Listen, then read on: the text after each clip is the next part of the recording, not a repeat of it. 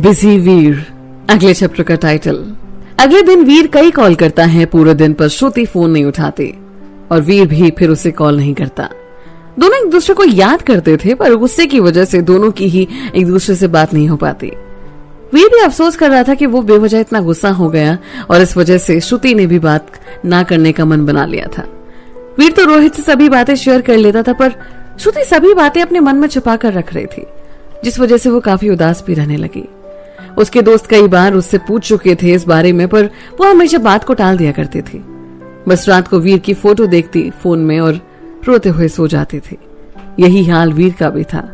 हर रात वो श्रुति से बात करने की सोचता, पर कभी बात ही नहीं हो पाई। एक हफ्ते बाद आज वीर और रोहित बहुत खुश थे। इनका रिजल्ट आया था और दोनों के ही बहुत अच्छे मार्क्स थे। वीर ये सोचकर खुश था कि चलो अब शायद श्रुति से जल्दी ही मुलाकात हो पाए।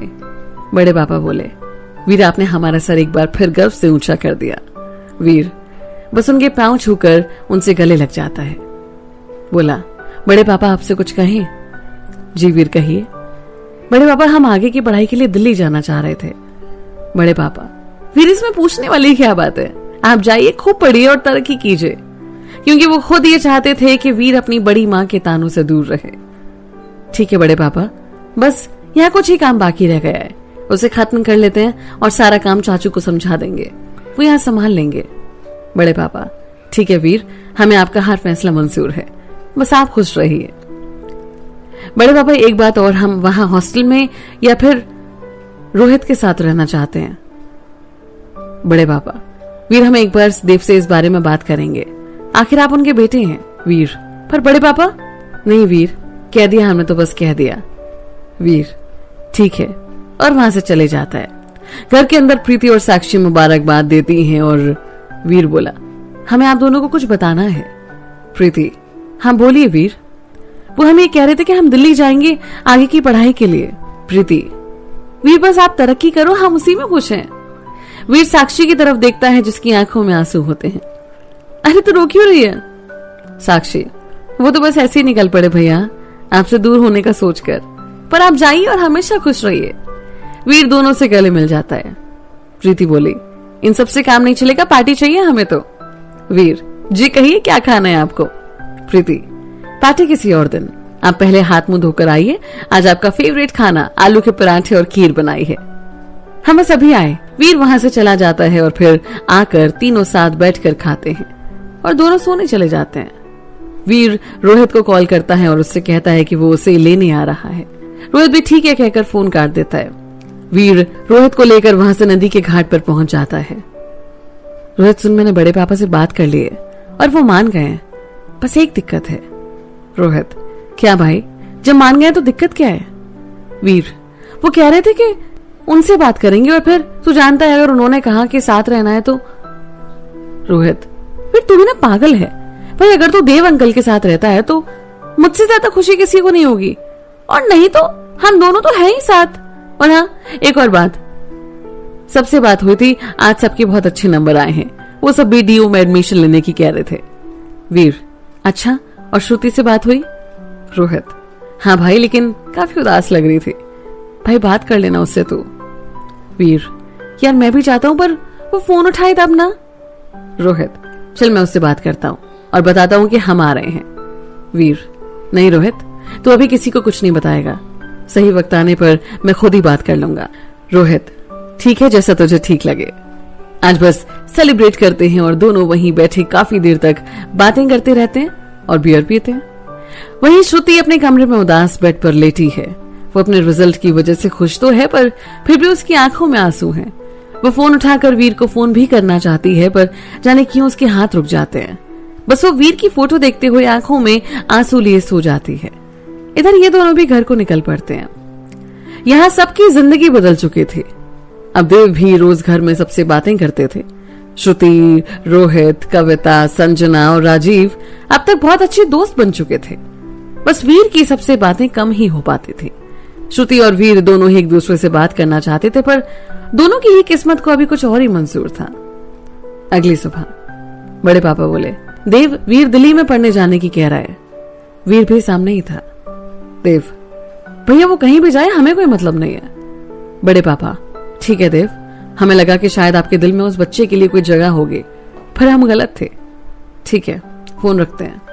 बड़े पापा फोन काट देते हैं और बोले, वीर आपको जो ठीक लगे वो कीजिए अब आप। जी बड़े पापा। वीर और रोहित अपना रजिस्ट्रेशन तो करवा ही चुके थे क्योंकि वो ऑनलाइन प्रोसेस था। अब दोनों पहले कट ऑफ निकलने के 2 दिन पहले ही टिकट करवा लेते हैं। वीर सभी काम के बारे में राम चाचा को समझाता है और उन्हें भी ज्यादा कोई दिक्कत नहीं होती क्योंकि वो कई बार वीर की मदद पहले भी कर चुके होते हैं। इसी तरह दिन बीतते जाते हैं और इनके जाने का दिन भी पास आ जाता है। दोनों को ही कुछ दिनों के लिए जाना था और बस एडमिशन करवा के वापस आना था। दोनों दिल्ली पहुंचते हैं और पहले कट ऑफ में दोनों का नाम आ जाता है। पहले दिन वो किसी कारणवश एडमिशन के लिए नहीं जा पाते तो दूसरे सुबह ही जाते हैं और एडमिशन करवा लेते हैं। दोनों फिर अगले दिन की टिकट करवा लेते हैं जाने की। उसी दिन ये दोनों को जगहों पर घूमने जाते हैं और रोहित अपनी और वीर की फोटो इंस्टाग्राम पर अपलोड करता है। श्रुति वो फोटो देखती है और तुरंत ही रोहित को कॉल करती है। रोहित कहाँ हो तुम? रोहित को तुरंत ही याद आता है कि उसने क्या कर दिया और सर पीटते हुए बोला, वो श्रुति बाहर आया हुआ था। उस वक्त वीर वॉशरूम में गया था। वीर क्या तुम दिल्ली में हो अभी? रोहित हाँ श्रुति, वो अभी कहाँ हो? रोहित वो। श्रुति बोली, हकला क्यों रहे हो, सीधे सीधे बताओ ना कहाँ हो? रोहित हौस खास में रेट्रो बार में। श्रुति ठीक है वहीं रुकना, मैं आती हूँ। श्रुति फोन काट देती है और रोहित सबसे पहले इंस्टाग्राम से वो फोटो डिलीट करता है और ये जान करके बस श्रुति ने वो फोटो देखी है थोड़ा सुकून की सांस लेता है। उसी बीच वीर आता है। चले भाई? रोहित सुनना यहाँ आए हैं तो थोड़ी देर कुछ पी लेते हैं। वीर ठीक है ब्रो। दोनों वहीं बैठकर पीने लगते हैं। दोपहर का वक्त होने की वजह से ज्यादा लोग नहीं थे वहां पर। वहीं श्रुति ये जाने क्यों ये जानकर कि वीर वही है खुद को रोक नहीं पाती और बस वो दोनों से मिलने पहुंच जाती है। वीर जो कि सामने दरवाजे की तरफ मुंह करके बैठा था पहले तो श्रुति को देखकर चौंक जाता है और फिर रोहित की तरफ देखता है। रोहित समझ जाता है कि श्रुति आ चुकी है। इससे पहले कि वो कुछ बोल पाता श्रुति इन दोनों के सामने आ जाती है। वीर खड़ा हो जाता है और श्रुति उसके सामने आकर एक जोर का चांटा वीर के गाल पर मारती है और फिर वीर के गले मिल जाती है। वीर इस घटना से हैरान था और रोहित वहीं हंसे जा रहा था। श्रुति आंखों में आंसू लेकर बोली, वीर आपसे कहा था ना कि आपका इंतजार कर रहे होंगे हम, पर आपने तो एक बार बताना भी जरूरी नहीं समझा। वीर अभी भी इन सब से हैरान था और इसी बीच श्रुति घुटनों पर बैठकर, वीर हम आपसे बहुत प्यार करते हैं, एक पल भी हम आपके बिना नहीं रह सकते, अपनी सारी जिंदगी आपके साथ बिताना चाहते हैं Veer. I love you Veer Pratap Singh, do you love me? Veer जो खुद श्रुति से प्यार करता था पर उसे उम्मीद नहीं थी कि इस तरह श्रुति आकर प्रपोज करेगी और वो हैरान सा खड़ा होता है। रोहित अबे गधे अब तो हाँ बोल दे। वीर श्रुति को उठाता है और उसके हाथ पकड़कर बोला, हाँ श्रुति हम भी आपसे बहुत प्यार करते हैं, बस कभी कहने की हिम्मत नहीं जुटा पाए। आई लव यू टू श्रुति। श्रुति जिसकी पलकें झुकी थी और आंखों में आंसू थे ये सुनकर काफी खुश होती है और वीर फिर उसे अपने गले लगा लेता है। रोहित ये सब बैठे देख रहा था और काफी खुश भी था और इनकी कुछ फोटोज खींच लेता है। रोहित मन ही मन में बोला, वीर जिस तरह तुझे शहर ने तेरा प्यार दिला दिया, बस दुआ करता हूं कि तुझे तेरा परिवार भी मिल जाए।